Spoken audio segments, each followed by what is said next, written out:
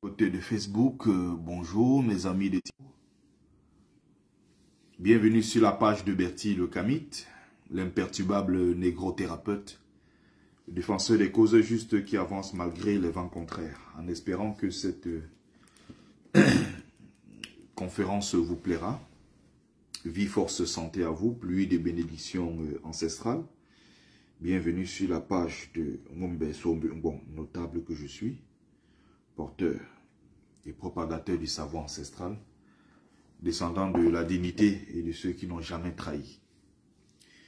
J'avais prévu ce live depuis dimanche dernier, mais je n'ai pas pu le faire parce qu'au bout d'un moment, j'étais trop pris. Désolé encore. Et même là, je suis encore souffrant. Ça fait quelques jours que je suis très enrhumé ou grippé, donc voilà. Mais ça essaye d'aller, on va tenir le coup. Donc pour mes amis qui sont du côté de Facebook, je ne vous vois pas. Alors, peut-être un problème de connexion de ce côté. Connectez-vous et partagez, invitez les autres. Bonjour mes amis de TikTok. Christ, Bo, Bliss, Anouchka, Bamenda Bams, Mamadou. Salut à tout le monde. Connectez-vous. Alors, on va parler aujourd'hui du très grand et du géant Nelson Rolichacha Mandela. Celui-là qui est entré dans l'histoire, pas seulement de l'Afrique, mais l'histoire de l'humanité, qui a inscrit son nom, n'est-ce pas, sur en lettres d'or, n'est-ce pas, sur l'histoire, n'est-ce pas, du monde noir en général. Et de l'humanité en général, du monde noir en particulier. C'est quelqu'un qui a beaucoup apporté. Bonjour à mes amis qui sont du côté de Facebook. Salut à Kemadjou Adank. Salut à mon frère, à mon jumeau qui est Gaëtan Gankam. Salut la grâce. Alors connectez-vous donc. J'avais dit, je vous disais tout à l'heure, je voulais faire ce live là la semaine dernière, mais je n'ai pas pu. Et donc là on va faire le live tranquillement, en mode vraiment posé. Et je voudrais revenir sur ce bouquin très intéressant, n'est-ce pas, qui retrace non seulement le parcours de Mandela, il est interviewé ici et il répond à un certain nombre de questions très importantes. Mais il ne sera pas seulement question de parler de Nelson Mandela, mais il sera également question, en parlant bien sûr de Nelson Mandela, son combat qu'il a mené, faire le rapprochement avec le combat qui est mené par Maurice Kamto. Et vous allez voir qu'il y a beaucoup de ressemblances, il y a beaucoup de similitudes. Il y a beaucoup d'approches communes en fait, parce que, et le plus évident, n'est-ce pas, c'est le changement dans la paix, le changement par les urnes et changement par la paix, comme le fait Maurice Kamto. Et c'est exactement ce que Nelson Mandela a fait en Afrique du Sud, même si il est passé de l'homme de paix qu'il était, c'est-à-dire le Mandela qui était adulé partout dans le monde entier parce qu'il menait un combat basé évidemment sur la liberté, n'est-ce pas, d'échanger, de débattre sur les différentes méthodes, en fait, sur le combat qu'il portait sans toutefois prôner le port, n'est-ce pas, des armes pour attaquer et violenter, n'est-ce pas, la minorité blanche qui s'était imposée en Afrique du Sud.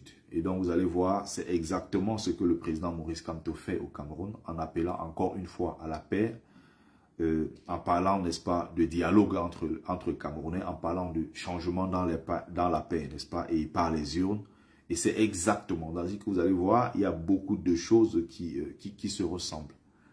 Et donc, à côté, il faut bien que je précise avant toute chose que je n'ai pas la prétention de mettre Maurice Kamto au niveau de Nelson Mandela. Ce n'est pas le même contexte, ce n'est pas la même époque. Mandela a fait 27 ans de prison pendant que Maurice Kamto n'en a fait que 9. Mais toujours est-il qu'ils sont passés par la case prison, même si ce n'est pas comparable. Je me suis passionné, n'est-ce pas, de l'Afrique du Sud depuis tout jeune, hein, quand j'étais d'ailleurs. J'ai même d'ailleurs une sorte d'esquisse de lettres à Walter Sisulu. Je faisais je faisais peut-être 5e ou 6e comme ça. On a tous lu Une saison blanche et sèche en Afrique du Sud d'André Brink, qui était un auteur sud-africain, un auteur qui avait du moins écrit sur une saison blanche et sèche qui se déroulait en Afrique du Sud. J'ai commencé à aimer, voilà, à aimer ce pays. Et ma petite lettre hein, à Walter Sisulu, que j'apprends comme ça, que j'ai appris à connaître comme ça à l'époque, je me suis toujours passionné. Mais encore, quand je suis arrivé en France, je me suis encore plus passionné, n'est-ce pas, pour l'Afrique du Sud, parce que j'ai connu mon maître, évidemment, Ngombulu Yassang Yamina Bantou Lasconi, qui est d'ailleurs celui qui a préfacé mon tout premier livre, hein, le deuxième, n'est-ce pas, en cours d'écriture. Il s'appelle Nissim Lasconi, c'est le préfacier du livre. Et donc, il y a eu à l'époque certaines polémiques sur Nelson Mandela, notamment 2 articles très violents, les articles à charge sur la personne de Mandela, écrit par Jean-Paul Pougala. C'est-à-dire que Jean-Paul Pougala ici rédige un premier article, les gens le critiquent, il sort un deuxième article sur Nelson Mandela où il a, de façon très vicieuse, hein, de façon méchante, de façon... c'est même cette façon même d'ailleurs de rédiger son article cachait à peine sa frustration, et on comprend pourquoi. Peut-être il a toujours voulu s'attaquer aux géants, les Nelson Mandela, s'attaquer à Cheikh Anta Diop pour essayer de les réduire. Et ce n'est pas certainement la meilleure façon de se vendre et de se mettre en avant en tant qu'intellectuel, surtout quand on n'a pas véritablement fait ses preuves. Donc je pense que c'était, à ce moment-là, j'ai commencé à lire, j'ai lu le premier article, j'ai avalé. Deuxième article, j'ai avalé, même s'il y avait quelques endroits quand même où je remettais un certain nombre de choses en question. Mais je n'avais pas cette forte conviction derrière. Je n'étais pas suffisamment aguerri, mieux outillé. Je n'étais pas, voilà, sur le plan intellectuel comme maintenant. Il y a quand même beaucoup d'années. Donc, entre-temps, j'ai beaucoup appris.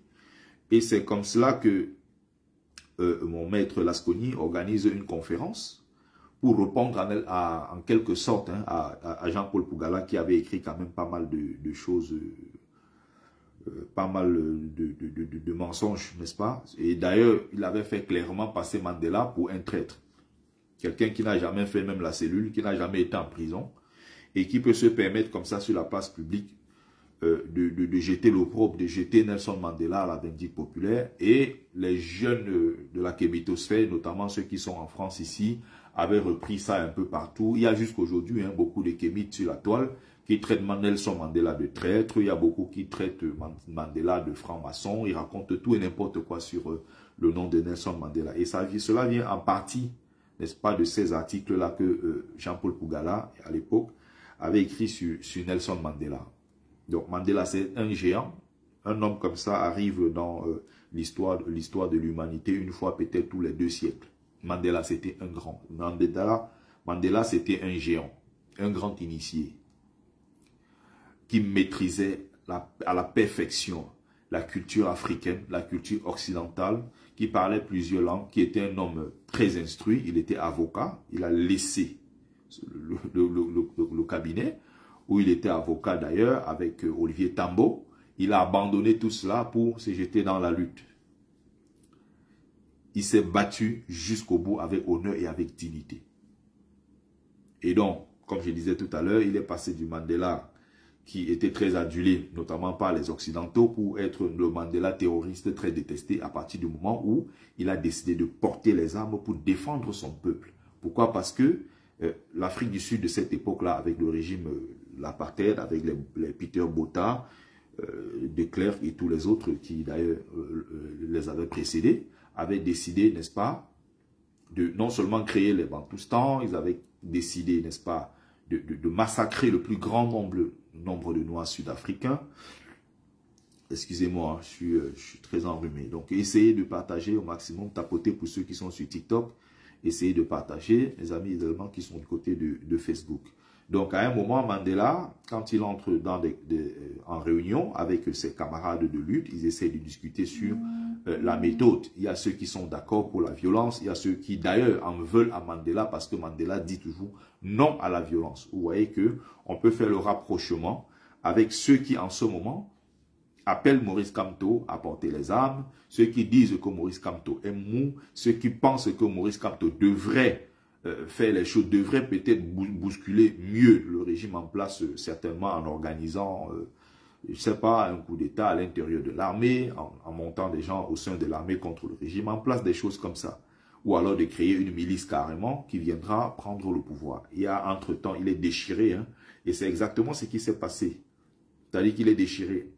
En même temps, entre son propre peuple mamileke, c'est-à-dire qu'il y a ceux qui considèrent que Maurice Kamto n'est pas très offensif, Maurice Kamto est mou, et ceux qui de l'autre côté traitent Maurice Kamto comme un terroriste qui veut prendre le pouvoir parce qu'il y a un agenda tribal mamileke qui consiste à tuer les autres, à prendre leur terre comme beaucoup racontent. C'est-à-dire que le pauvre Maurice Kamto est au milieu de tout cela, il n'arrive pas à s'en sortir. Déjà, rejeté par certains, n'est-ce pas, de ses propres frères, et de l'autre côté considéré comme un grand tribaliste qui aurait ramené le tribalisme au Cameroun en 2018 avec le contentieux post-électoral. Alors que c'est quelque chose, une réalité qui existe dans notre pays depuis très longtemps. Donc, Mandela est pour la paix, il est pour le changement, il est pour le dialogue, il est pour l'inclusion de tout le monde, et c'est exactement ce que Maurice Kamto a fait durant toutes ces années. Jusqu'ici, il est pour la paix, il est pour l'inclusion, mais il n'exclut pas la possibilité d'entrer en guerre frontale, d'affronter ceux-là, n'est-ce pas, s'il le faut. C'est exactement. Donc, Mandela était allé par paliers successifs jusqu'à ce qu'il décide d'aller se former en Éthiopie, qu'il passe par le Pakistan, qu'il va en Algérie et tout, pour le maniement des armes. Parce que c'était quelque chose à l'époque. Il fallait passer par cette étape-là pour que la minorité blanche finisse par comprendre que le peuple sud-africain était décidé à reprendre sa liberté et à contrôler l'ensemble de son territoire. Et l'histoire finit par donner raison à Nelson Mandela parce que, rendu à 2025 où nous sommes, ce sont les Noirs, qu'on le veuille ou non, ce sont les Noirs qui sont au pouvoir en Afrique du Sud. Les élections libres et transparentes ont été organisées. Et Mandela a été élu en 1994. Il n'a fait qu'un seul mandat. Il est parti.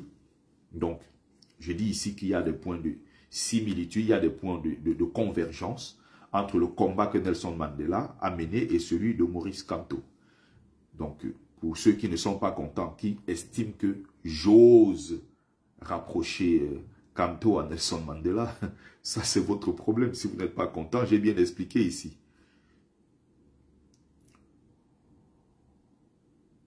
Donc, je ne peux pas me distraire. Je vous rappelle pour ceux qui sont sur TikTok que vos commentaires, je suis en train de les lire en même temps.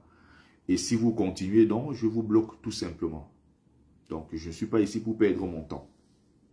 Donc, vous avez là donc quelques éléments qui sont très importants. Je posais déjà ici le décor pour expliquer à ceux-là qui nous suivent, à ceux-là qui, à un certain moment, n'ont pas compris d'où venait le problème de ces jeunes-là qui sont dans la communauté mitosphère et qui traitent Mandela de tous les noms d'oiseaux. À l'époque, d'ailleurs, moi-même, j'étais tombé dans le même piège.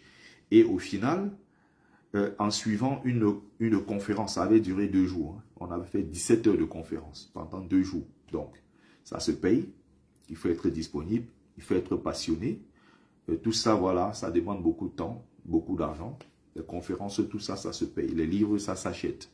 Il faut prendre le temps de bien lire, d'assimiler et tout cela, c'est pas évident. Donc, quand je prends ce temps-là pour venir ici donner le peu que j'ai à la communauté dans le but de l'éveiller, de l'élever, je ne veux pas les quelques racailles, des médiocres qui viennent s'asseoir pour raconter tout et n'importe quoi. Donc, je parlais ici de l'approche, je parlais ici des méthodes et j'ai essayé de rapprocher les deux. Donc, j'étais en train de parler tout à l'heure de ces jeunes-là qui s'étaient trompés. Donc, j'ai fait une conférence à l'époque. J'ai assisté, pardon, à la conférence du professeur Nissim Lasconi, qui d'ailleurs avait invité Jean-Paul Pougala, et Jean-Paul Pougala a décliné l'invitation. Le but était de l'amener et de lui dire, bon, écoute, de ce que j'ai lu tes 2 articles, mais voici ce que tu ne dis pas. Parce que Jean-Paul Pougala, quand même, dans son article, dans ses 2 articles, il dit des choses qui sont en même temps vraies et que je n'ai pas retrouvé dans ce livre qui est censé être un livre de conversation avec lui-même, c'est-à-dire où il s'ouvre vraiment, où il dit certaines choses avant de partir, parce qu'il était sur le point de Il était sur le point de partir. Il y a plusieurs livres d'ailleurs. Hein. Il y a celui-ci également, Un long chemin vers la liberté. Il y a également l'autre où on parle toujours de Mandela. Il y a plusieurs autres ouvrages et aussi des articles, n'est-ce pas, écrits sur Nelson Mandela. C'est-à-dire que dans un deuxième temps, ou si vous voulez, deuxième similitude ici, Maurice Kamto mène un combat pour le Cameroun. Il mène un combat pour son pays, le Cameroun. Il ne mène pas un combat pour sa tribu. Et ça, c'est un point ça, c'est une similitude, c'est un point de convergence, une ressemblance. Elle est même d'ailleurs très frappante entre le combat que Mandela a mené et le combat de Maurice Kamto. Maurice Kamto refuse d'être associé à quelconque initiative, n'est-ce pas, portée par le peuple bamileke pour l'installer au pouvoir, quoi que ce soit. Non, non, non. Maurice Kamto est Camerounais. Il veut être le président de tous les Camerounais. Et donc, il a le devoir d'aller convaincre, n'est-ce pas, les autres Camerounais qui sont dans toutes les régions du pays, qui sont de toutes les origines différentes, qui sont, n'est-ce pas, d'origines différentes, qui sont, comment dire ça, des religions différentes, et tout ça. Donc, Maurice Kamto, c'est pas pour rien que depuis 2012, il a arpenté toutes ces rues, il a allé de village en village, il a battu les pavés, il s'est beaucoup battu, et il est allé au plus profond rencontrer les Camerounais. On parle de plus de 300 à 400 villages visités par Maurice Kamto pour aller rencontrer le peuple camerounais, pour parler à ce peuple-là. Et il faut jamais, jamais, il y a des Bamileke, d'ailleurs, qui ont essayé, en voulant utiliser Maurice Kamto comme, n'est-ce pas, ce porte-flambeau-là de la cause Bamileke. Maurice Kamto a toujours dit non. Et donc, voilà où se situe le point de convergence. Pendant que je suis en train de parler, vous pouvez compléter, hein, vous pouvez donner des idées, vous pouvez élever les débats avec des commentaires intéressants, instructifs, si vous comprenez mieux le sujet, ou alors vous n'êtes pas obligé d'être un expert du sujet hein, pour donner votre avis. Sauf que l'avis doit être argumenté, voilà, motivé, voilà. Donc, on continue. Donc, ce qui se passe ici, c'est quoi? C'est que ces gens-là veulent ramener Maurice Kamto à ses origines. Maurice Kamto dit non, je suis Camerounais. Et donc, Maurice Kamto s'engage ici à porter une cause camerounaise. Et d'ailleurs, à aller au-delà du Cameroun pour porter des causes continentales. Vous voyez? Et c'est le même combat que Nelson Mandela a mené en Afrique du Sud pendant très longtemps. Jusqu'à sa mort, Mandela a refusé de porter la cause de son peuple parce que Mandela, il était un Kossa. De la région du Cap. J'ai d'ailleurs une amie sud-africaine qui m'apprenait récemment comment ils prononcent chez eux la langue comme ça, du côté droit comme ça, entre les dents. On dit Kossa. Kossa. Elle m'apprenait. J'ai essayé quand même, hein, j'ai quelques notions. Ils ont des trucs, ils parlent les langues à claque en fait. Ce sont des langues ici qui se sont... les Kossa ici, hein, ce sont des peuples bantous, il faut le préciser. Et il y a eu des métissages, n'est-ce pas, avec les peuples Khoisan. Les peuples Khoikhoi, si vous voulez, et le peuple San. Ces deux peuples qui se sont mis ensemble et au fil des siècles, finalement, on les appelle les Khoikhoi aujourd'hui. Voilà. Donc, pendant qu'en Afrique du Sud, le combat de Mandela était quand même un combat très compliqué. Ça a été très très difficile parce que pendant que d'autres leaders en Afrique du Sud se battaient pour leurs intérêts en tant que tribu, Mandela se battait pour l'unité. Il se battait pour tout le pays, y compris avec des Blancs, y compris avec des Indiens. Il luttait avec des Africains également. Vous voyez, avec des musulmans, avec des hindous. Et Mandela ne faisait pas de différence. Donc, pendant qu'il va lutter même contre ses propres neveux, parce que son neveu qui s'appelle Justice Matanzima, le Kaiser, était en quelque sorte le président de la République, d'une petite république qu'on appelait l'État du Transkei. Parce que eux, ils sont de la même région, ils sont de la région du Cap. Et pendant que Mandela se bat pour que le pays soit le pays arc-en-ciel, un très grand ensemble, avec évidemment des disparités, des particularités, ça peut être sur le plan tribal, politique et tout ce que vous voulez. Il y avait des gens qui se battaient pour avoir leur petit morceau d'Afrique du Sud. Les Blancs avaient déjà commencé à faire ce travail, avec notamment les Boers qui avaient créé l'État orange, l'État du Transvaal, et les Anglais qui avaient créé, qui avaient, n'est-ce pas, fondé le Cap, le Natal et tout ça. Les Noirs également sont rentrés dans cette danse parce que les Occidentaux, les descendants de colons occidentaux qui étaient installés là-bas, avaient pour but de créer des micro-États africains à l'intérieur de l'Afrique du Sud. Donc, pour la reprise et le contrôle de tout le territoire sud-africain, Mandela s'est battu jusqu'au bout pour que on forme ce qu'on appelle la République sud-africaine actuelle. Et donc, sur ce terrain-là, c'est exactement ce que le président Maurice Kamto est en train de faire. D'ailleurs, il a fait ça pendant plus de 20 ans de sa vie en se battant, en prenant des risques fous pour que le Cameroun ne soit pas divisé.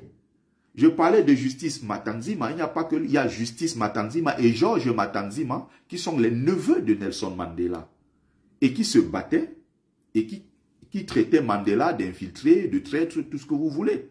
Parce que Mandela voulait réunifier tout le pays.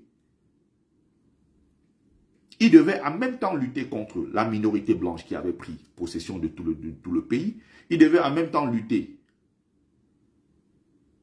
contre ses propres frères. C'est-à-dire que vous avez Mangosuthu Buthelezi qui de l'autre côté était le leader du mouvement Inkatha, qui est Zoulou et qui contrôlait dans le KwaZulu-Natal. Vous avez de l'autre côté Lucas Mangopé qui était le leader de Bophuthatswana. Vous avez des micro-États comme ça qui avaient été créés. Donc ces nègres-là, des traîtres qui étaient à l'intérieur de l'Afrique du Sud et qui avaient accepté d'être les leaders de ces micro-États,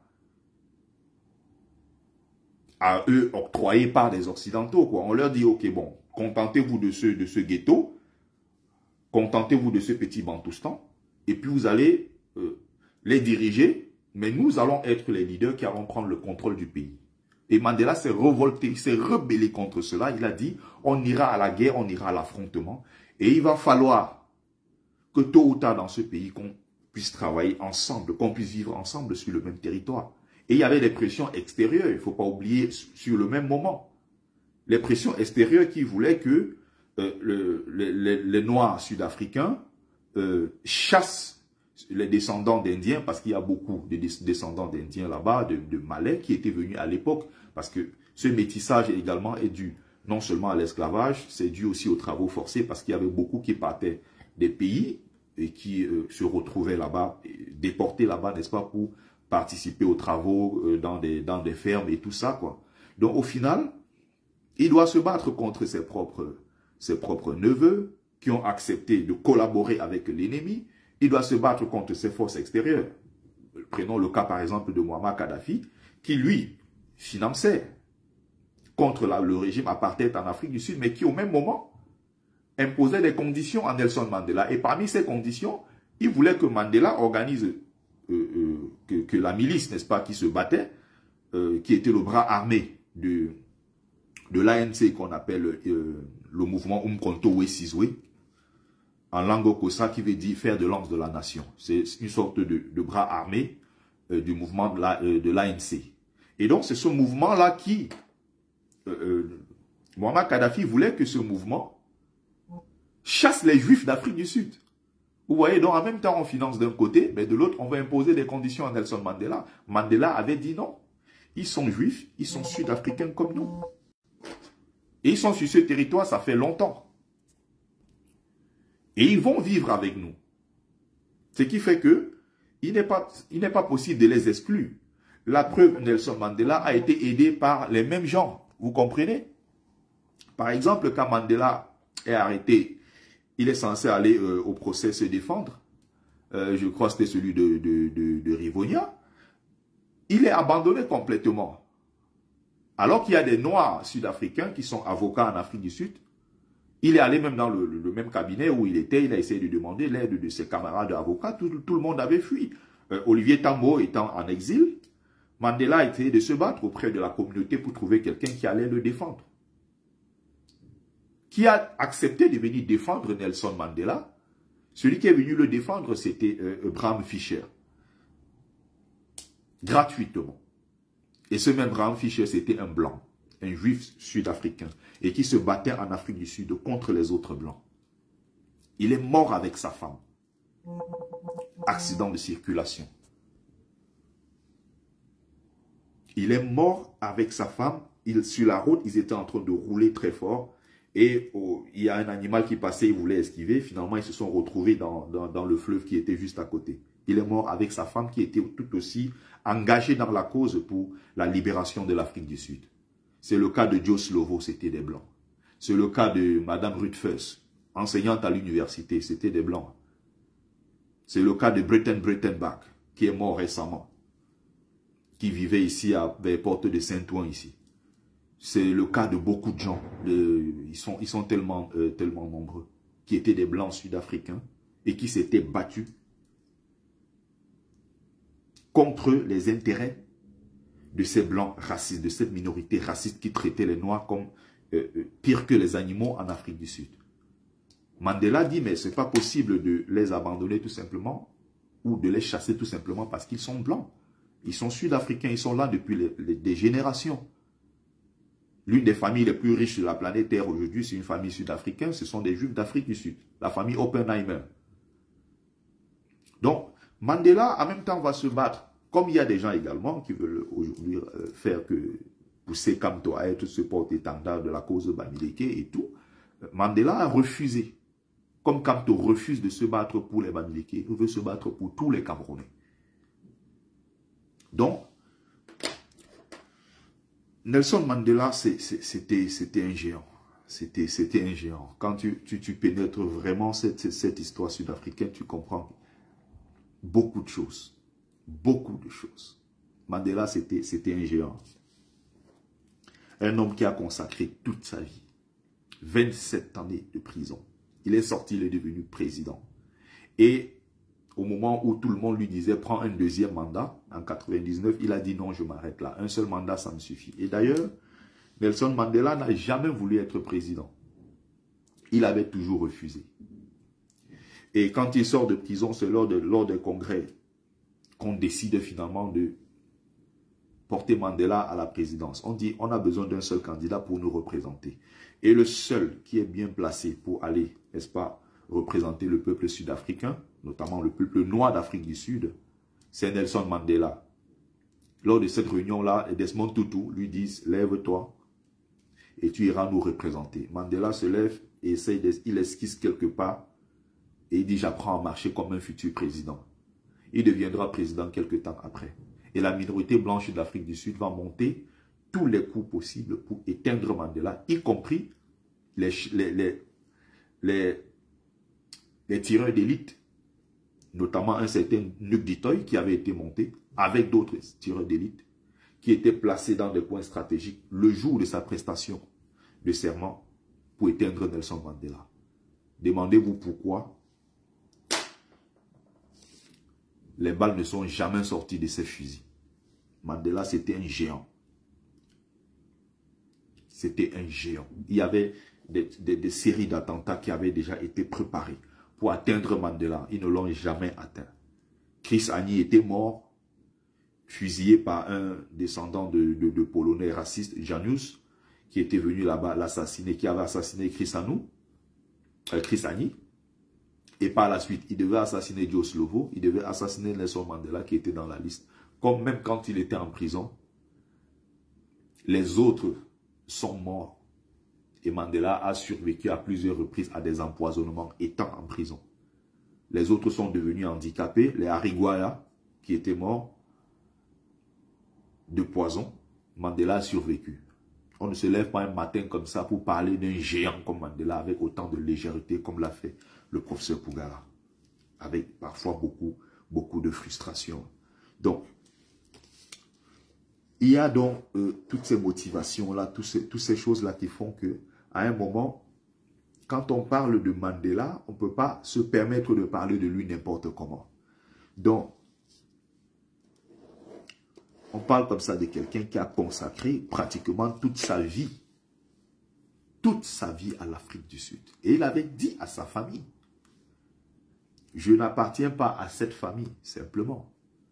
J'appartiens à l'Afrique du Sud. Parce que même quand il sort de prison, sa mère est décédée quelque temps avant. Sa mère lui avait dit, quand il était encore en prison à Robben Island, il lui avait dit, je sais, je vais certainement mourir sans que tu ne viennes m'enterrer.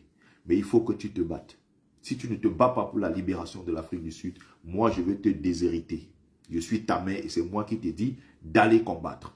Va te battre. C'est une mère qui envoie son fils au combat et lui dit, bats-toi jusqu'au bout pour la libération de l'Afrique du Sud. Et sa mère est morte sans avoir profité de Mandela, de son argent d'avocat, de son argent en tant que président ou de quoi que ce soit. Il s'est battu jusqu'au bout. Quand il sort pour aller prendre le pouvoir, quand il est libéré de prison, Mandela n'a même pas le temps d'aller se recueillir sur la tombe de sa mère. Il est déjà dans des réunions politiques, il est à gauche, à droite. C'est des semaines plus tard qu'il va décider de retourner dans son village natal à Kounou. Mandela, c'était un très grand initié. Mandela, c'était pas n'importe qui. Ce monsieur était... C'est d'ailleurs curieux parce que j'ai regardé la dernière fois une vidéo dans laquelle Mandela avait été reçu, je ne sais pas si c'était en 1996 ou quelque chose comme ça, il était reçu par Paul Biya. Curieusement, Mandela a botté, même pas curieusement, bon, Mandela a botté en touche parce qu'il sait que dans l'histoire, n'est-ce pas, de l'Afrique, ceux-là qui ont véritablement porté des causes et qui se sont levés pour les causes nobles et dignes et qui se battaient pour leur peuple, auprès de leur peuple, Biya n'en faisait pas partie. C'est pour ça d'ailleurs que quand il cite les leaders africains, il va te parler de Sankara, il va te parler de Kadhafi, il va parler de Samora Machel, qui était un brillant combattant du côté de Mozambique. D'ailleurs, il avait épousé sa femme. Hein. Quand Samora Machel fut assassiné, il avait récupéré derrière sa femme. Hein. Elle a été première dame en Afrique du Sud. Ça fait quand même partie des rares femmes, hein, c'est-à-dire qu'elle est présidente, première dame au Mozambique, elle est aussi première dame en Afrique du Sud. Comme ce fut le cas en Haïti. C'est d'ailleurs pour ça que Chantal Biya, à un moment, a été soupçonnée de se mettre en couple avec Ngongo. C'est-à-dire qu'après Paul Biya, on balance à côté et elle redevient première dame du Cameroun avec Ngongo, sauf que ça n'arrivera jamais. Oh là là là là. Donc, on va continuer sur un autre point. Comme je disais tout à l'heure, ça fait partie des points de convergence. Ils avaient pratiquement la même vision et le même combat à ce niveau-là. C'est-à-dire que Mandela n'a jamais voulu la division du pays. C'est le cas avec Maurice Kamto qui s'est battu pendant toutes ces années-là pour que Bakassi ne puisse pas être arraché au Cameroun. Et l'autre jour, j'étais choqué. Les Camerounais peut-être n'ont pas remarqué cela, mais c'est très grave ce que Maurice Kamto a déclaré. Mais comment il a pu garder une telle chose depuis pratiquement 20 ans? C'est-à-dire on l'a accusé d'être celui-là qui a refusé, n'est-ce pas, d'aller enseigner les moutons du Nord, alors que c'est lui qui avait participé à l'ouverture de la faculté de droit et de sciences politiques et juridiques de l'université de Ngaoundéré. Hein? En même temps, il est sollicité. Étant là-bas, il est nommé d'ailleurs, une autre injustice, il est nommé vice-recteur, alors qu'au-dessus de lui, il n'y a pas de recteur. Il est affecté à Ngaoundéré. Il est nommé là-bas vice-recteur, alors qu'il n'y a pas de recteur. Et pendant qu'il est en train de se battre pour la cause camerounaise, c'est-à-dire que l'État du Cameroun, c'est le gouvernement qui lui dit « Viens nous rejoindre d'urgence à Yaoundé parce que tu dois aller porter la cause du Cameroun à la haie et tout ça, tu vas te battre pour le dossier Bakassi, bref. » Il est missionné par le Cameroun. Il se lève et il y va. Et derrière, à l'université de Ngaoundéré, on organise un conseil de discipline pour le suspendre, comme un vulgaire voyou, alors qu'il est en mission pour le Cameroun. Mais quelle injustice, le Cameroun. C'est une curiosité planétaire, notre pays. Une curiosité planétaire, le Cameroun. Excusez-moi.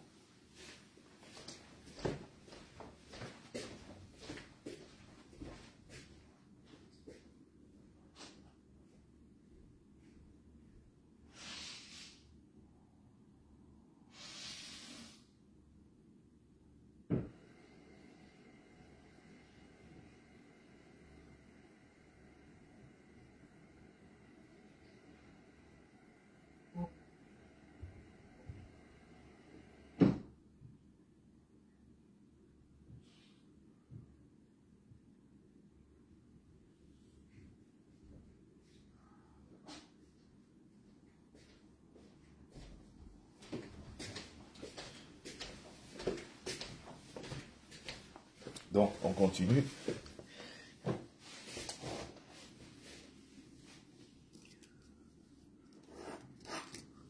On va essayer de lire quelques pages.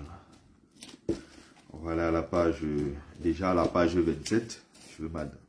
La page 27 s'adresse ici curieusement aux gens du MRC. Hein? Oui, il était vice-doyen. Vice-doyen, c'est ça, non? Il a dit c'était vice-doyen. Oui, c'était vice-doyen, justement. Merci. Et donc, on va à la page 26 ici, hein, pour commencer. Nelson Mandela, dans sa conversation avec Richard Stengel, dit ceci: ne fuyez pas les problèmes, affrontez-les. Parce que si vous n'y faites pas face, ils ne seront jamais réglés. Affrontez les problèmes quand ils arrivent. Faites preuve de courage. Telle était la morale.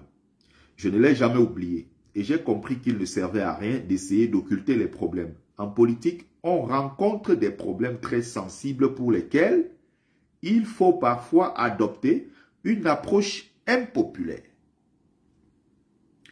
Si les gens disent qu'il faut poursuivre l'action, ils s'en trouvent peu pour demander: en avons-nous les ressources? Sommes-nous suffisamment préparés? Sommes-nous en mesure d'entreprendre cette action? Certains aiment donner l'impression qu'ils sont militants et en conséquence, ils n'affrontent pas les problèmes, surtout quand c'est le genre de décision qui vous rend impopulaire. Pour connaître le succès en politique, il faut amener les gens à partager avec confiance vos opinions. Et donc, il faut s'exprimer très clairement, très poliment, très calmement, mais avec une honnêteté totale. Ceux-là qui se cachent derrière, qui ne veulent pas prendre les décisions, qui ne veulent pas affronter, et qui ont toujours ce prétexte-là que nous, on n'est pas dans ces choses-là. Nous, on est les militants. Hein? Nous, on est les militants. Nous, on est encartés. Nous, on ne fait pas ce genre de choses-là. Les choses-là, nous, on ne fait pas nous ça. C'est les activistes. Je rappelle ici que Mandela était un poseur de bombes. Mandela a posé des bombes. Mandela a attaqué des gens. Mandela a tué. Mandela a fait tellement de choses. Il était pourtant de l'ANC, un parti politique. Et d'ailleurs, il y a ici à la page 453, très intéressant. À la page 453, vous avez ici la liste, n'est-ce pas? C'est très intéressant. C'est-à-dire que vous avez la liste des plus grands leaders de l'histoire de l'Afrique du Sud, de ceux-là qui se sont battus contre le régime de l'apartheid. Et ceux-là qui ont obtenu le grade le plus important au sein de l'ANC, qu'on appelle Isitolando Siparankwe. C'est-à-dire que quand tu as cette médaille-là, ça veut dire que cette médaille, tu as atteint le summum de la lutte au sein de l'ANC. Vous avez les Abdourahmane Abdullah. Écoutez bien, hein. Je rappelle qu'il y a une minorité indienne en Afrique du Sud. Et d'ailleurs, Gandhi a vécu en Afrique du Sud. Il était d'ailleurs accusé de racisme en Afrique du Sud parce que le même Mohandas Gandhi empêchait qu'il y ait des mariages entre les descendants, entre les Indiens et les Noirs sud-africains. Donc, l'un de ses grands amis ici, c'était Ahmed Kathrada, qui était également un autre Indien. Un ami très proche à Mandela. Donc, Abdourahmane ici, Abdullah, médecin, homme politique, activiste anti-apartheid. Vous avez compris? Ceux qui disent que oh, quand on est d'un parti politique, on n'a rien à voir avec l'activisme. Quand on est d'un parti politique, les activistes n'ont pas le droit d'être dans un parti politique. Les partis politiques font... Ceux qui font de l'activisme, c'est des illettrés. Ok. Mandela était donc un illettré. Il était avocat. Il était activiste.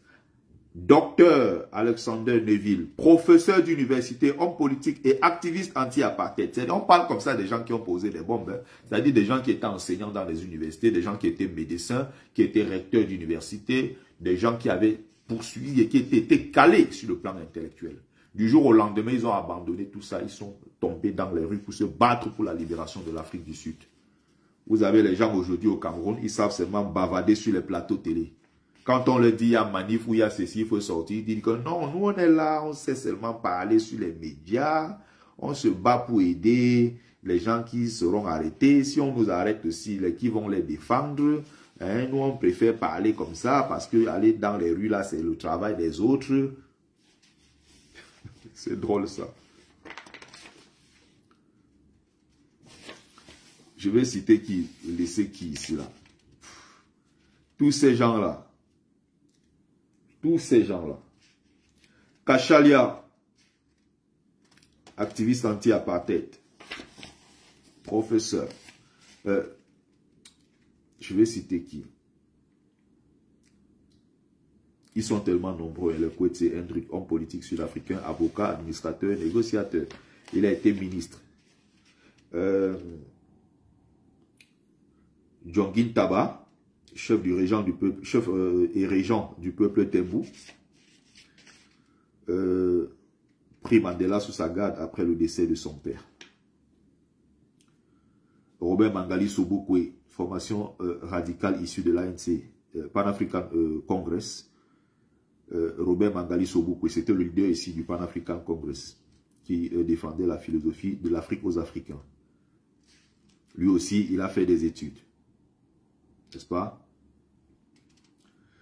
Satavisan, qui était professeur, psychologue, activiste anti-apartheid. Vous avez là que des Ruth First, professeur d'université, j'ai parlé d'elle tout à l'heure. Journaliste, activiste anti-apartheid, une brillante dame. C'était la femme de Joe Slovo. Enseignant à l'université, activiste, encarté dans des partis politiques et qui se battait pour la libération de l'Afrique du Sud.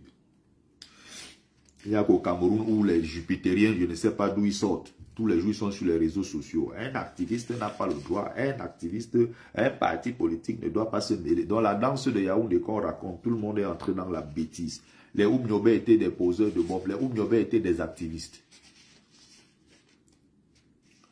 Tous ces gens-là qu'on adule aujourd'hui dans l'histoire du Cameroun, ceux qu'à l'époque on traitait de maquisards, étaient effectivement des activistes qui brûlaient des commissariats, qui attaquaient les positions de l'État, qui les brûlaient, qui tuaient des gens. Parmi tous ces gens-là, ils ont du sang sur la main. Mais ce sont des héros parce qu'ils se battaient pour des causes justes. Hein. C'était des activistes, c'était des gens qui étaient dans des partis politiques. Quand on parle de l'ANC ici, ce n'est que le bras armé, Umkhonto Sizwe, n'est que le bras armé de l'ANC. Comme il y avait des partis, l'armée nationale de libération, les matins Singap au Cameroun, et tous ces gens-là qui assassinaient à 30 ans, c'était des gens qui se battaient avec les armes à la main, les Jérémy Deléné, ils s'étaient battus les armes à la main. Vous avez des gens pour fuir leurs responsabilités, vous disent que non, les activistes, c'est pour des gens qui ne sont pas intelligents. Vous êtes plus intelligents que les qui? Bram Fischer, avocat et activiste anti-apartheid, je parlais de lui tout à l'heure, c'est celui qui a eu le courage, pendant que tous les Noirs ont fui, de se battre pour Mandela. Je peux continuer comme ça jusqu'à la fin. Chris Hani, tous ces gens-là, activistes anti-apartheid. Ahmed Katrada. Je vais citer, ils sont tellement nombreux, hein, je ne vais pas citer. Grâce à Machel, enseignante, activiste des droits de l'homme, défenseur des droits des femmes, épouse de Nelson Mandela depuis juillet 1998. Moses Kotan, activiste anti-apartheid. Krugé James, Albert Luthuli, c'était le grand leader ici de l'ANC. Albert Luthuli, c'était un Zoulou, enseignant, activiste. Tous ces gens-là, ils avaient un boulot. Hein. Ils se levaient le matin, ils allaient enseigner dans des universités. C'était des grands. Et du jour au lendemain, ils ont décidé de se battre dans les rues pour la libération de l'Afrique du Sud. Thabo Mbeki Govan, ça c'était le père. C'est son fils qui est devenu président plus tard. Govan Mbeki, décoré de la plus haute distinction de l'ANC. Ici, Talando Siparankwe, dont je vous parlais tout à l'heure. En 1980,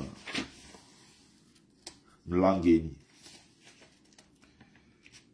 Elias, professeur d'université, femme politique, Liliane Masediba. Il y a tellement de noms. Tellement. C'était juste un exemple que je voulais prendre comme ça en passant. On va pas s'éterniser dessus. Donc, on va prendre quelques 2-3 parties importantes. On va lire, parce que je peux pas lire beaucoup. C'est pour vous pousser également à acheter l'ouvrage. Ça va coûter combien? Je ne sais même plus. Je ne sais plus. Le livre, le prix n'est même pas écrit dessus. Il doit être entre 30 et 40 euros, je crois. Alors, on va revenir sur les erreurs de Nelson Mandela, parce que quelque part quand même, hein, il reconnaît. Il reconnaît s'être trompé sur certains points, et c'est très important de revenir dessus. Et je ne vais pas lire tous ces points-là, je vais juste aborder 2-3 points. Et l'une des meilleures décisions dans sa vie, c'était de se séparer de sa première femme, Evelyne Mazet, qui était, elle, témoin de Jéhovah, qui ne voulait rien avoir avec la violence, avec le militantisme politique, et qui, pendant tout ce temps-là, se battait contre Mandela. C'est-à-dire que quand Mandela programmait une manifestation ou bien voulait se rendre à une réunion, c'est celle qui venait bloquer la porte en disant « Mais tu vas où? Reste là. Organise-toi avec moi pour qu'on puisse éduquer nos enfants, ça doit s'arrêter là, tu es père de famille, responsabilise-toi, viens avec moi, on va aller dans les rues distribuer les flyers pour pousser les gens à venir nous rejoindre à l'église, parce qu'elle était très très croyante et pratiquante.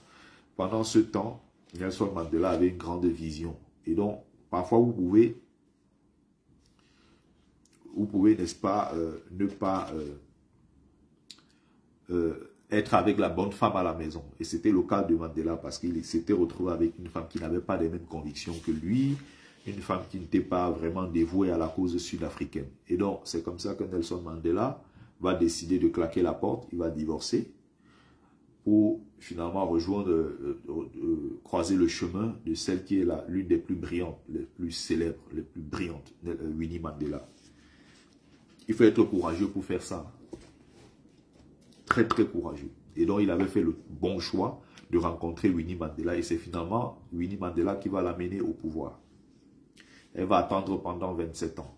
Il y a un moment ici, le journaliste lui pose des questions. Mais comment vous faites pour tenir? Parce que vous aviez votre femme, Winnie Mandela, qui était dehors pendant que vous étiez en prison, pendant 27 ans. La dame là a attendu, elle n'a pas fait l'enfant avec quelqu'un d'autre.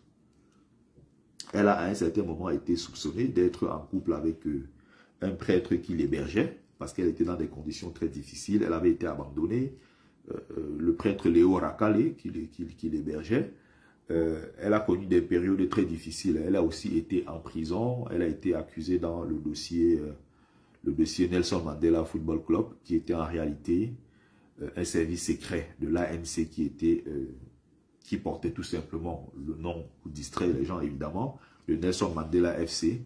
Elle a été impliquée, accusée dans l'histoire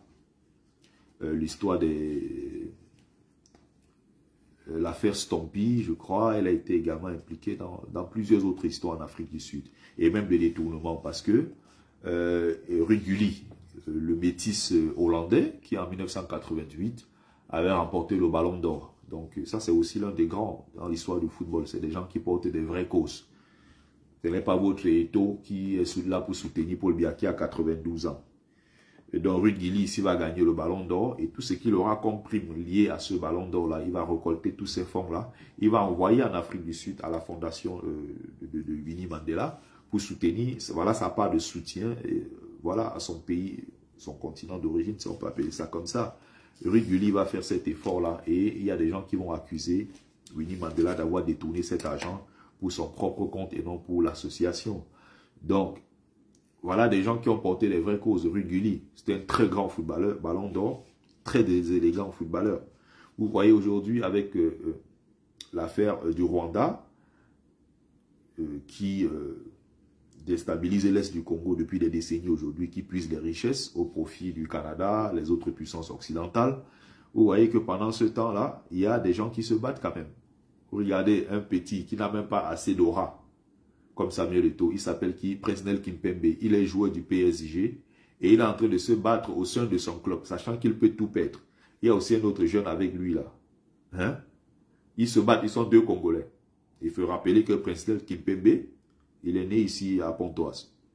Et il a les deux parents, l'un du Congo et l'autre d'Haïti. Il se bat pour son pays d'origine, le Congo. Pour que le PSG retire visite Rwanda, donc, puisque le PSG, le Rwanda est sponsor du PSG, ils font la promotion de tout ce qui est Rwanda et tout. Il s'est battu et il est en train de se battre publiquement. Il se bat également, de l'intérieur même, pour que cette chose-là soit changée. Qu'on ne voit plus Rwanda. Lui qui est congolais, quand il porte le maillot du PSG, il se sent insulté avec visite Rwanda dessus.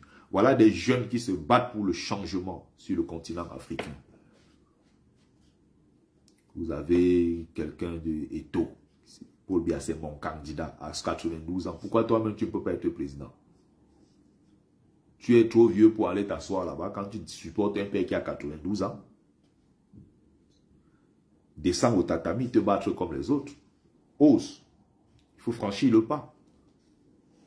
Voilà ce qu'on appelle les grands hommes. Ceux qui marquent l'histoire par des actes positifs.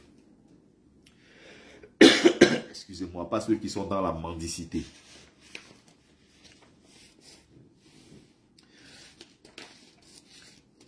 Donc, je ne fais, on est à page 51, je ne fais pas exception.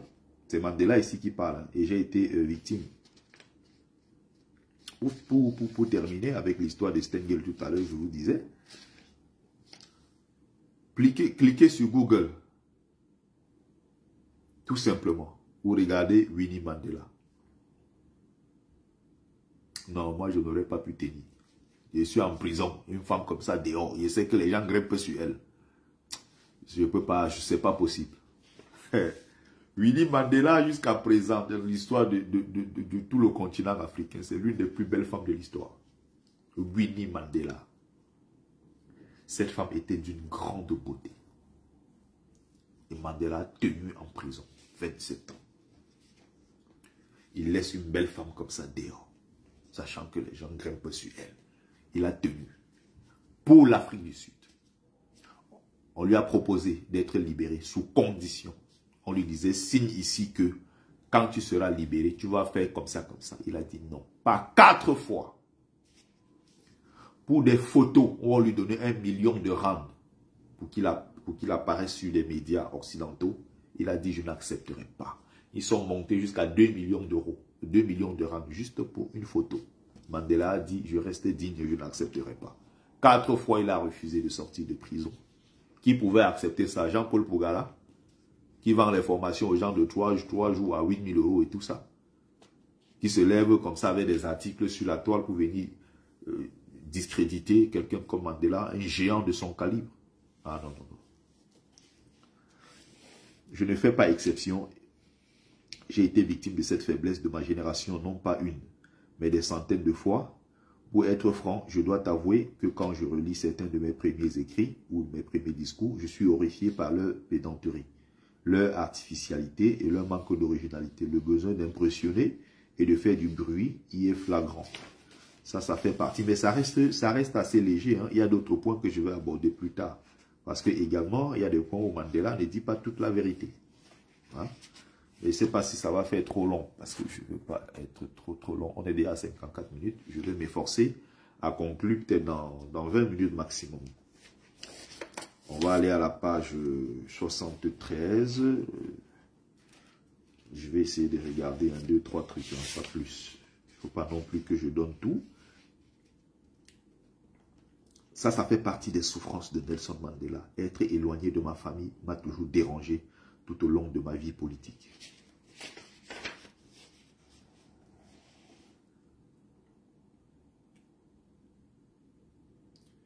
Je devrais vous dire pourquoi, je cite, hein, je devrais vous dire pourquoi notre mariage s'est effondré.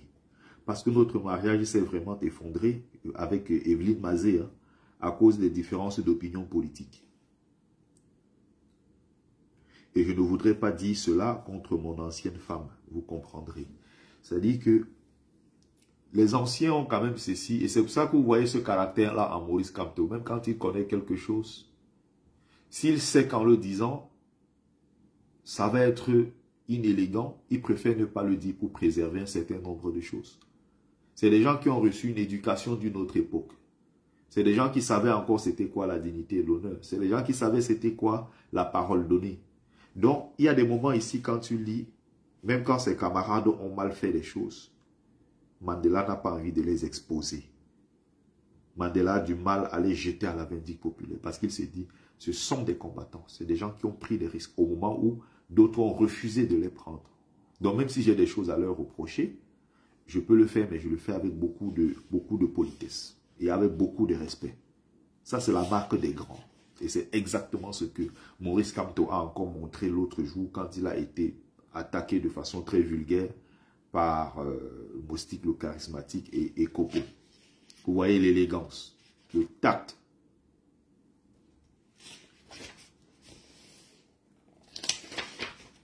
Donc, il y a une partie ici qui est très, très intéressante. Je vais regarder, jeter un coup d'œil. Alors, page 137.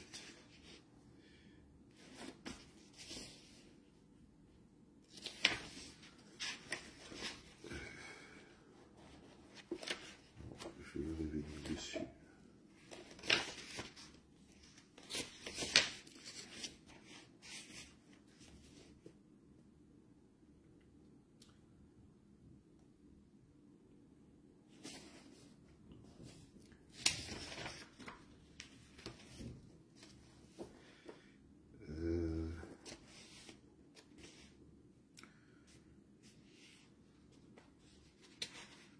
Permettez-moi.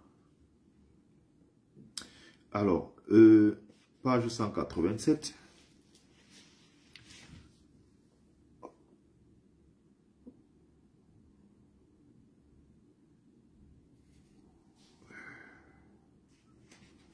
Il dit ceci. Je les ai reçus le 18 juillet, ou mon anniversaire, et j'aimerais qu'ils sachent que j'ai grandement apprécié ce geste. Lettre à Irène Boutelesi. C'était la femme comme ça, la femme de Boutelesi. Je vous ai parlé de Boutelesi tout à l'heure.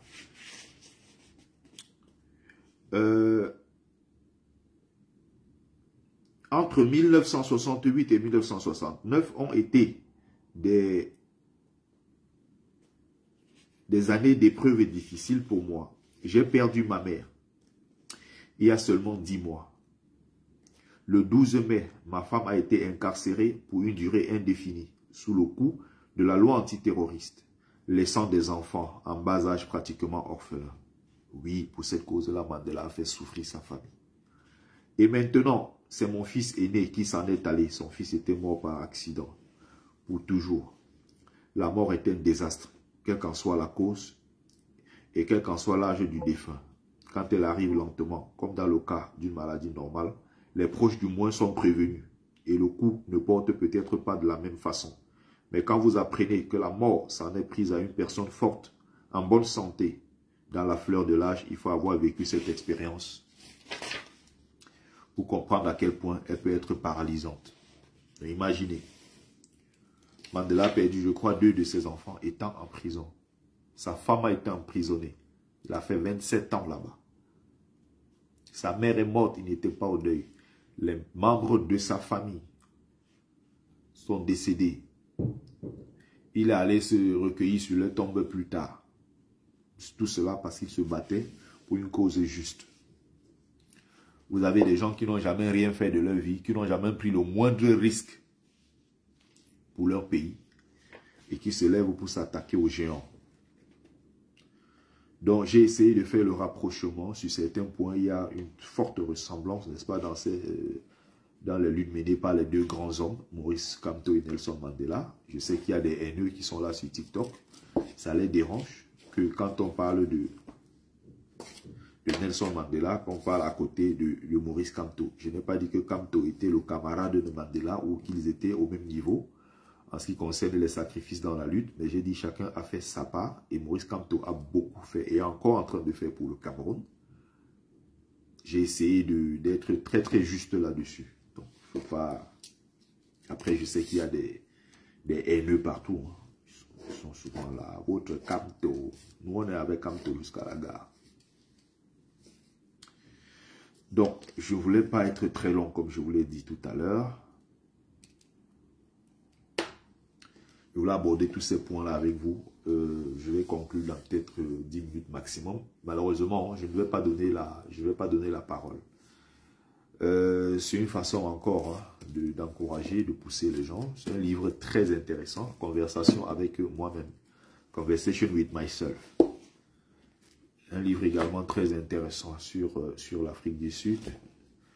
Ce livre également très intéressant, Un long chemin vers la liberté, qui retrace le parcours de Mandela. Il faut tous les lire. Également les livres il y a des articles également pour ceux qui sont intéressés. J'en ai pas mal en PDF comme ça.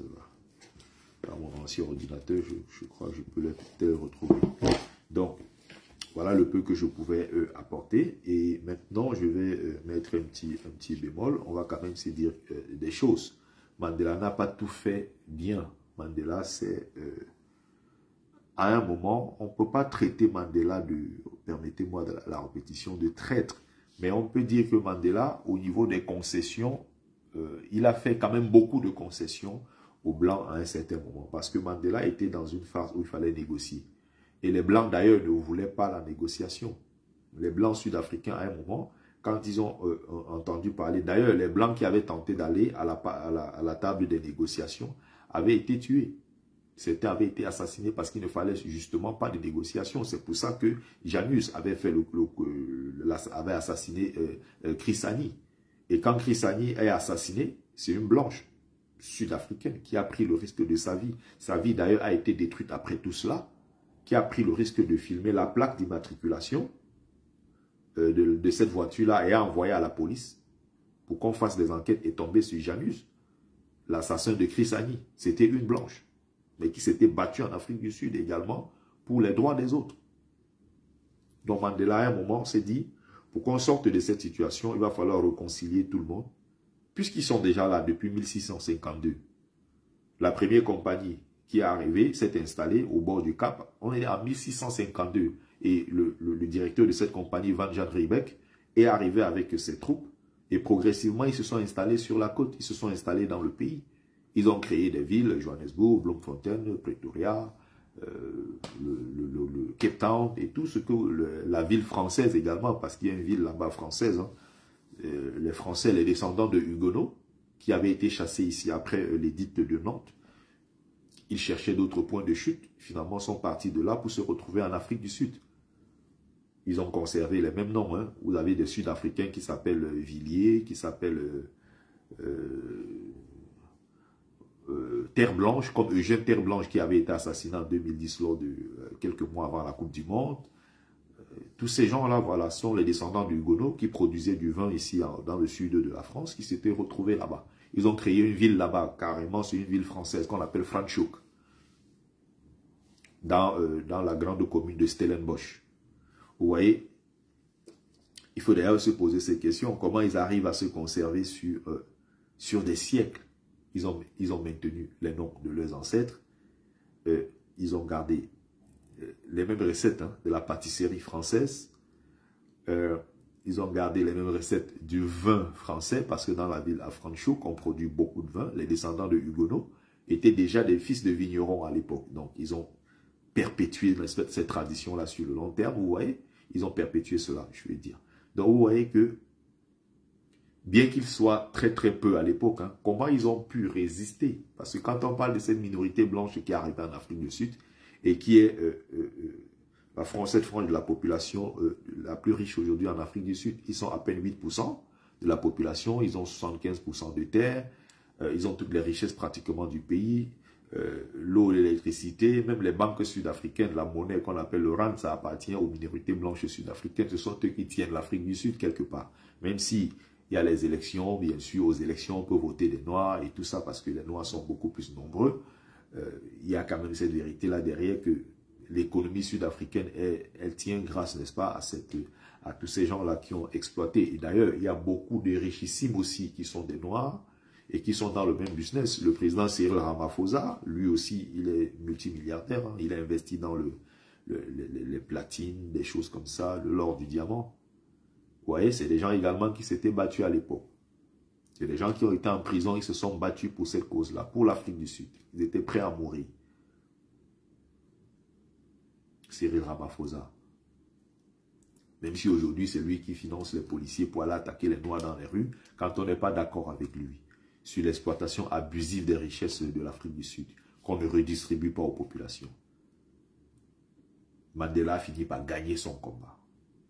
Aujourd'hui, on peut voter en Afrique du Sud, ce qui n'était pas possible. Aujourd'hui, il y a une minorité, n'est-ce pas, noire qui a émergé en Afrique du Sud, bien qu'il y ait encore des problèmes de sécurité, des problèmes, pas mal de problèmes à régler, comme dans d'autres pays. Mais l'Afrique du Sud devrait faire quand même beaucoup mieux que cela. Les choses se mettent en place progressivement.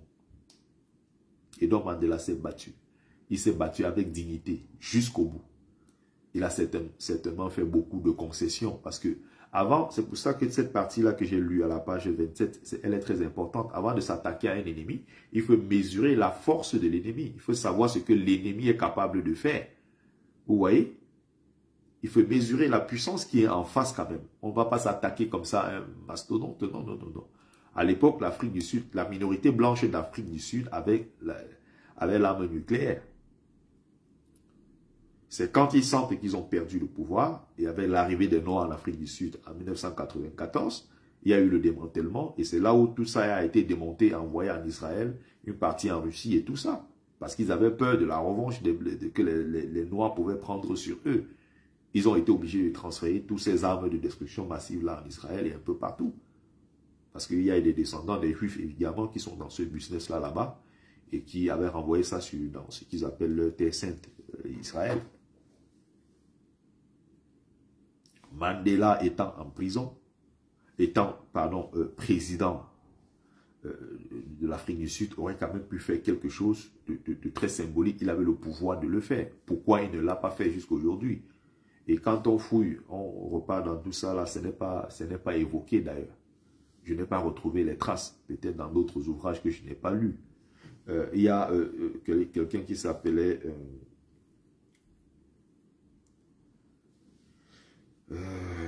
il y avait, bref, le cerveau, n'est-ce pas, qui a mis en place ce qu'on appelle l'apartheid, il s'appelait Verwoerd. C'était un bourse. Et donc, Verwoerd ici avait été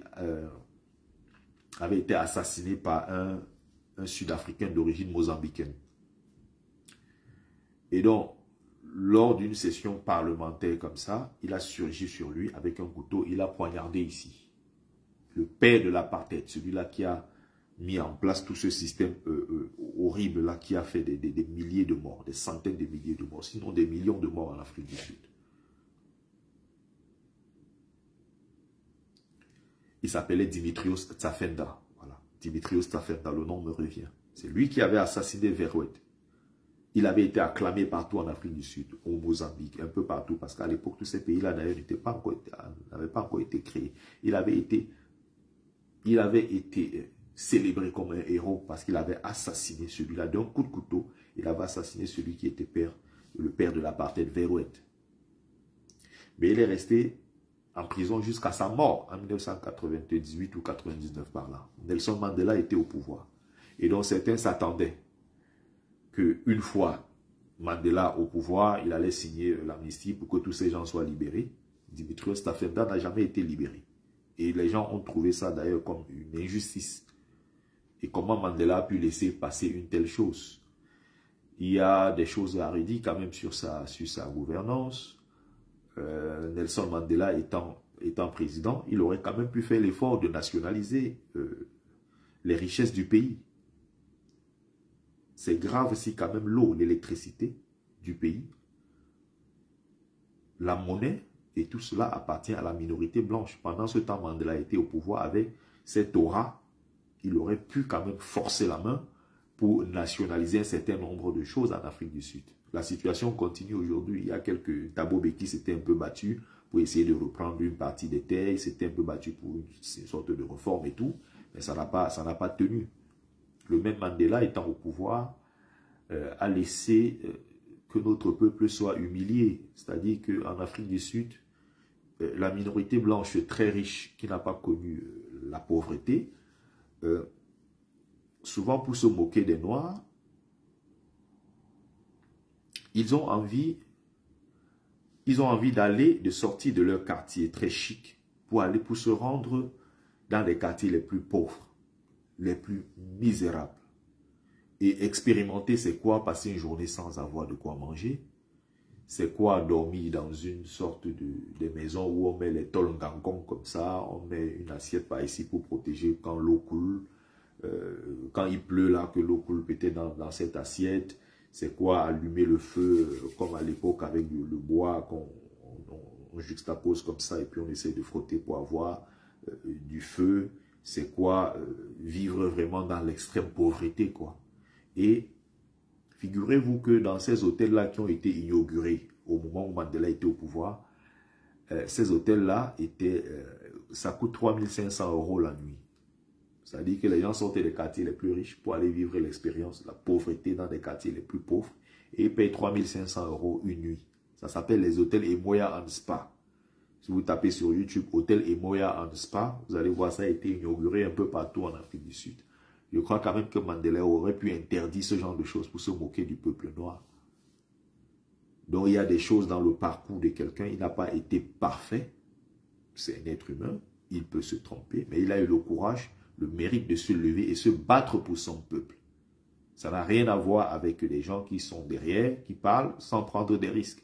Mandela a tout perdu, il a également tout gagné en s'engageant dans cette lutte-là.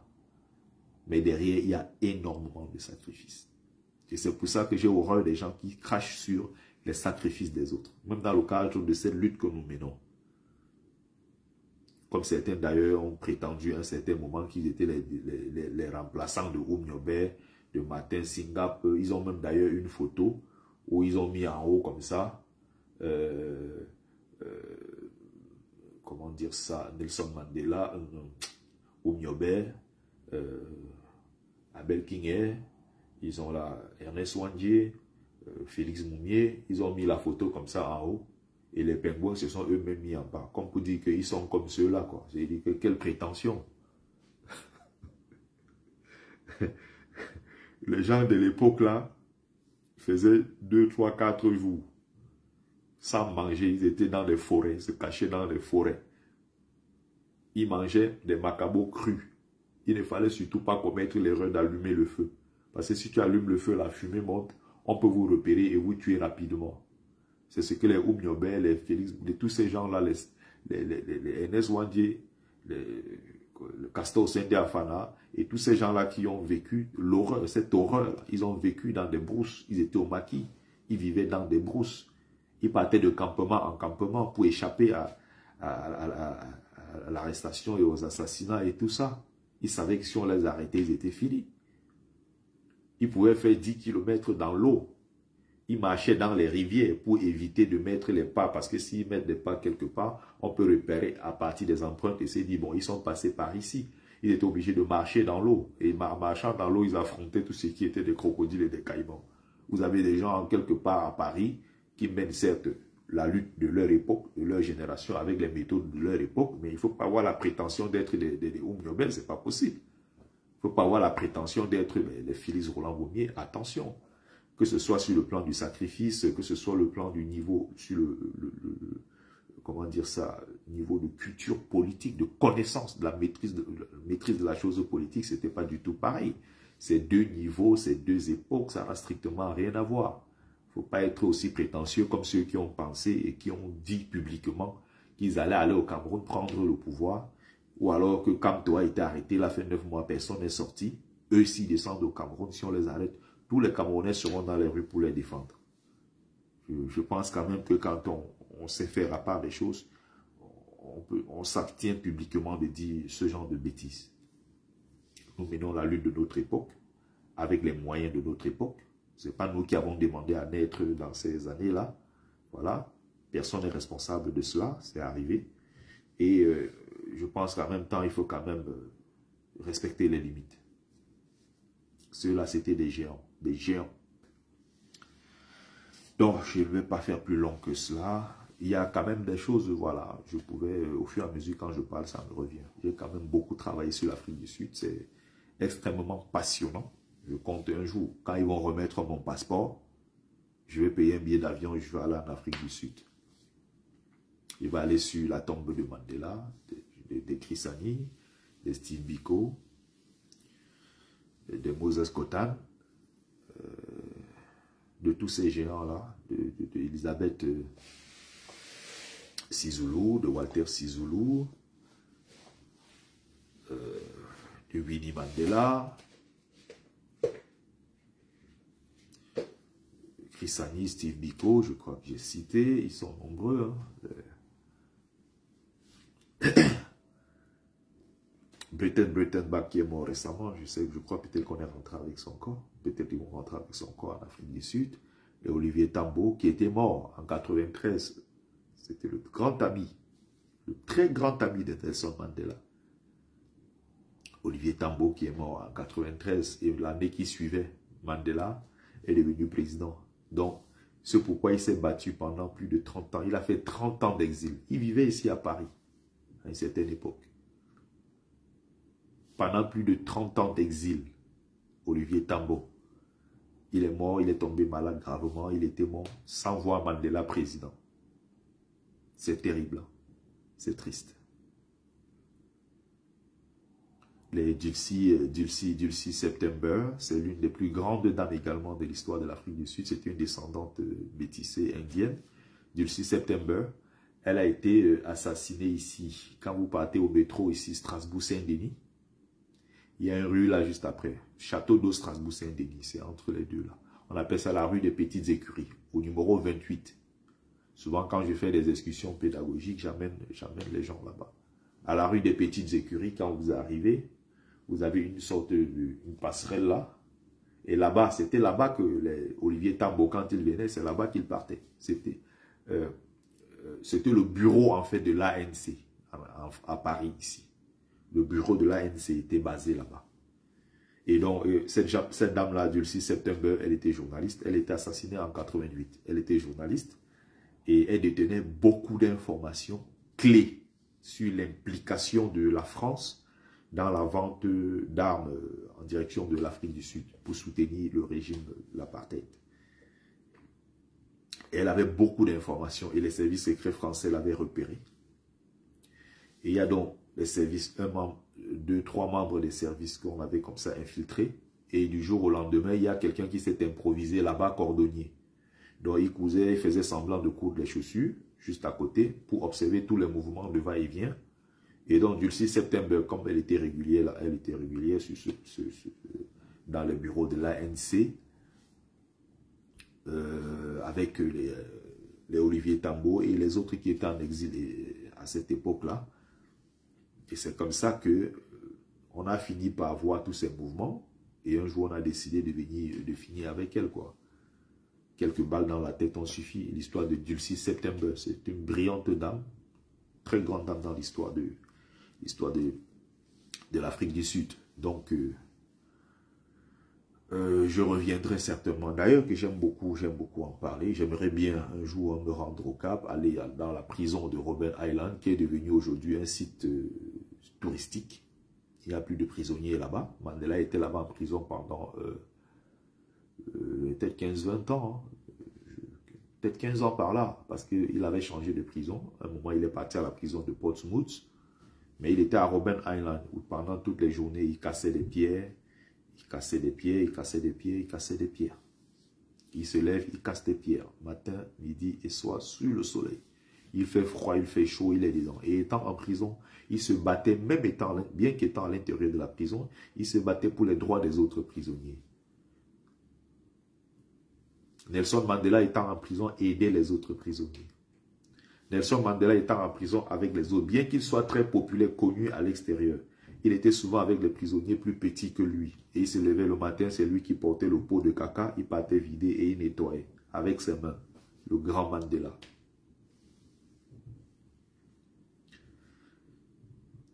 Nelson Mandela a fait des choses incroyables. C'est-à-dire que lui, quand il disait, il ouvrait la porte à tout le monde. Il parlait plusieurs langues. Il parlait l'anglais, il parlait le Kosa, il parlait, je crois, le Zulu, il parlait l'Afrikaans. Il parlait plusieurs langues, Nelson Mandela. Et donc, quand il était avec les boss, il parlait avec eux dans leur langue. Quand il était avec les Anglais, il parlait avec eux dans leur langue. Et les Anglais gens étaient choqués. Nelson Mandela a pu convaincre des gens qui étaient les plus racistes, les plus rugueux, les plus farouches défenseurs de l'apartheid. Et qui du jour au lendemain sont devenus des terroristes contre le même système qu'ils ont défendu et protégé. Elle dit que quand Mandela était en prison, il y avait un prêtre, le révérend Bayes Note, un blanc, raciste, suprémaciste, qui ne voulait rien mélanger avec les noirs. Et quand il venait en prison, il venait prier plutôt avec les prisonniers blancs. Il n'allait jamais du côté des noirs. Et un jour, Mandela va l'inviter. À plusieurs reprises, Mandela l'avait invité, il a refusé. À plusieurs reprises. Une seule fois, Mandela a encore insisté et il s'est présenté là-bas. Ils ont eu à discuter.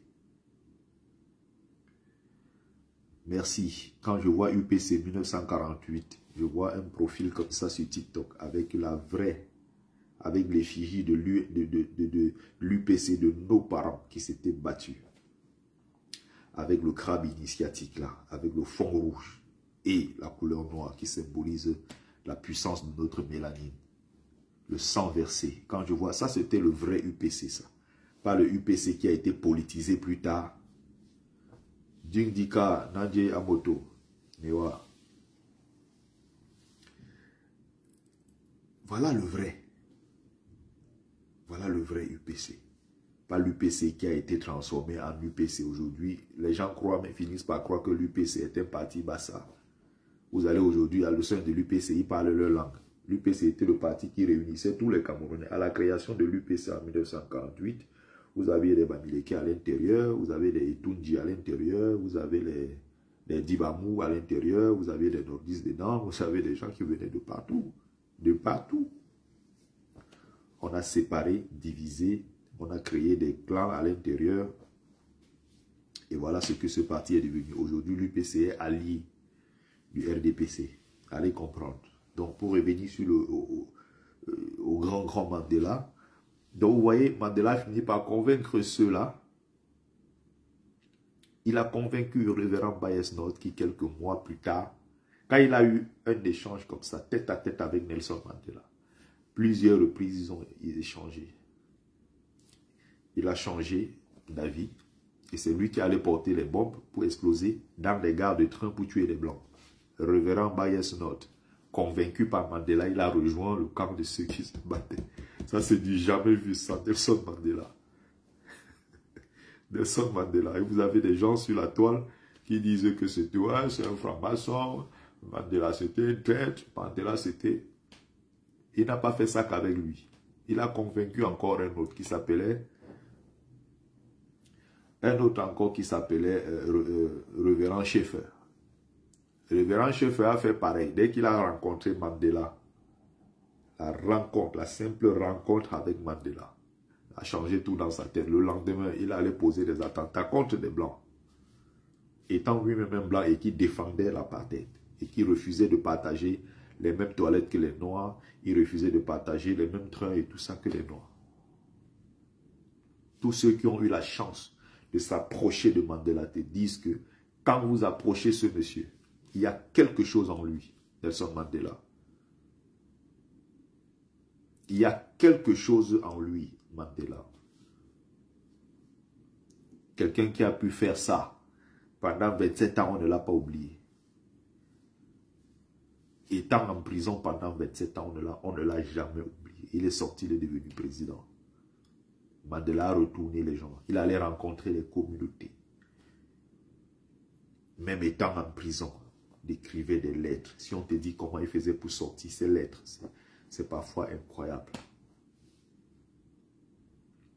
Il y avait des gens à l'intérieur de la prison qui étaient prêts à mourir pour Mandela. Ils étaient des blancs. C'est-à-dire qu'on envoie un gardien blanc pour aller surveiller Mandela. Il arrive, il tombe amoureux de Mandela. Mandela, c'est le même gardien. Il y a d'ailleurs un auteur comme ça qui était devenu, l'un de ses anciens gardes prisonniers qui était devenu un auteur. Il a écrit un livre sur Mandela pour raconter son expérience. Vous voyez? où lui s'est porté garant de mettre l'enfant, le petit-fils, la petite fille de Mandela dans un truc où il avait emballé sous forme de cadeau pour ramener à Mandela, en prenant le risque, sachant que si on l'arrête, il pouvait être tué. Il ouvre le paquet comme ça, il présente l'enfant à Mandela, pour que Mandela touche l'enfant, sa petite fille, lui fasse des bisous, petit câlin. Qu'est-ce que ça a fait du bien à Mandela quand il est rentré s'asseoir en prison? Il y a eu des prisonniers, il y a eu des blancs prêts à mourir pour Mandela. Ils se battaient et qui ont été convaincus par le géant Mandela. Quand je suis revenu dans les bouquins et les trucs concernant l'Afrique du Sud, ces derniers temps, j'ai eu beaucoup envie de, surtout avec une amie sud-africaine et tout, ça m'a replongé un peu à l'intérieur. Je me suis dit, je vais relancer. Bon, après, je me suis dit, je sors par là en faisant un petit live. Parce qu'il y a quand même des points de ressemblance. Hein. Il y a beaucoup de points. Et on comprend que, d'ailleurs, ce livre-ci était le livre de chevet du président élu Maurice Kamto quand il était en prison. Et cet ouvrage-là, qui coûte normalement 10 €, c'est la version poche. Hein. Le président élu l'a lu en prison. Et cet ouvrage-ci a été acheté ici à Paris, mise à vente aux enchères, je crois, c'était à 1 500 € lors de la récolte des fonds ici, pour soutenir les prisonniers politiques. Voilà. Le grand Mandela, ancien sportif, ancien boxeur. Il était intelligent en même temps, même physiquement, il était très fort. Le grand Mandela. Donc le choix également de sa femme, c'est quelque chose de très très important dans la vie. Il a fait le bon choix d'être avec Winnie. Winnie qui avait des convictions. Et leur rencontre se fait comment? La première fois, ils se rencontrent à l'arrêt du taxi. Quand il regarde Winnie Mandela, il devient fou amoureux. Le même jour, il y a quelque chose qui le traverse. Il se dit, mais mon Dieu. Il repart. Il perd ses traces, puisqu'à l'époque, il n'y a pas de téléphone, il n'y a pas, voilà. Ils ont discuté. Et un jour, ils se sont revus comme ça, au hasard. Parce que la première rencontre, était dans un... Elle était, comment on appelle ça? Les femmes qui aident à accoucher, là. Elle était...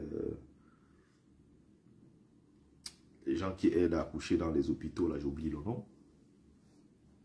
Et donc, Mandela, sage femme, merci. Mandela est parti. Il est reparti là-bas, la chercher avec la rage et tout. On dit non, non, non, elle ne travaille plus ici, elle est partie. Vous cherchez qui? Winnie, la très belle femme là, oui. Mandela était devenu fou, il a fouillé partout. Il avait perdu espoir. Et un jour comme ça, au hasard, ils se recroisent en voulant stopper un taxi. Ils recroisent Winnie. Et c'est comme ça que les chemins, ils vont faire chemin ensemble jusqu'à la fin des temps. Jusqu'à la fin de leur vie. Mandela est allé au palais. À un moment, il a fallu que, puisqu'il y avait beaucoup de polémiques autour de sa femme, Winnie s'est retiré. C'était un repli tactique, un repli stratégique. Il ne fallait pas empêcher, n'est-ce pas, Mandela d'arriver au pouvoir. Parce qu'il y avait des gens qui estimaient qu'elle était belliqueuse, elle n'était pas bien pour Mandela et tout. Mandela est allé, il a pris le pouvoir. Il y a eu un consentement, c'était le divorce par consentement mutuel. Ils ont fait exprès, ils se sont arrangés. Mais dans la vie de tous les jours, ils se rencontraient, ils faisaient l'amour ensemble. Ils buvaient, elle cuisinait pour lui, ils passaient du temps ensemble. Winnie, la grande Winnie. Où sont donc les Winnie Mandela du Cameroun? Elles sont où pour se battre, ces femmes-là? Vous n'avez que des gens qui vont soulever le cabas. Où sont nos Winnie Mandela? Où sont nos Elisabeth Cizelou, où sont nos Ruth First, où sont nos Dulcie September, où sont ces dames-là? Au Cameroun, là, quand vous regardez le Cameroun, là, vous voyez qui? Celle qui était notre Ndoki, sur qui on comptait, du jour au lendemain, elle a été retournée. Vous regardez dans tout le Cameroun, là, vous voyez comme Noran Foster, celle qui vend les mèches, là. C'est même une insulte, être en train de parler des grands comme Mandela, parler de Maurice Kamto, et à côté, il y a un nom qui sort, le Noran Foster. Franchement, c'est terrible. Quand tu tombes, quand tu refouilles, tu tombes dans l'histoire des grands pays comme ça. Des grandes dames, on ne te cite que des grandes dames. Elles sont où au Cameroun? On les cherche, on ne les voit pas. Où sont-elles? Où sont-elles? Même si demain on disait, oui, on veut confier le pouvoir à une dame qui s'est battue et qui mérite de diriger notre pays. Où sont ces dames-là? Beaucoup vont aller soulever les cabas du 8 mars bientôt. Chantal bien fait son business. Vous allez enrichir une dame qui est déjà très riche. Parce que beaucoup ne savent pas chez nous c'est quoi se lever et se battre pour la dignité de son peuple. Malheureusement. Merci à ceux qui ont pris le temps de regarder ce live. J'espère que vous avez aimé. J'espère que vous avez partagé. J'espère que vous avez mis good life. Vous avez partagé, vous avez liké. Désolé pour ma voix. Je suis encore enrhumé, mais je tenais à faire ce live. N'oubliez pas mon bouquin pour ceux qui ne l'ont pas encore. Il coûte juste 22 € avec les frais d'envoi. Voilà, je me charge de vous l'envoyer très rapidement par la poste. Contactez-moi sur Messenger si vous êtes intéressé. Donc, je vous ai présenté ces ouvrages-là. Je crois avoir donné ce que je pouvais. Je ne fais que partager ici le peu que je connais avec vous. Je ne suis expert en rien du tout. Voilà. Merci à ceux qui ont pris le temps de regarder le live. C'était Bertie le Kamite, l'imperturbable négrothérapeute, défenseur des causes justes qui avance malgré les vents contraires. En espérant que ça vous a plu. Vie, force, santé à vous. Pluie des bénédictions ancestrales. C'était Mumbeso Mbongbon, notable que je suis, propagateur du savoir ancestral, descendant de la dignité et de ceux qui n'ont jamais trahi. Bon dimanche à vous. Je vous aime. Salut. Terminé. Et ici.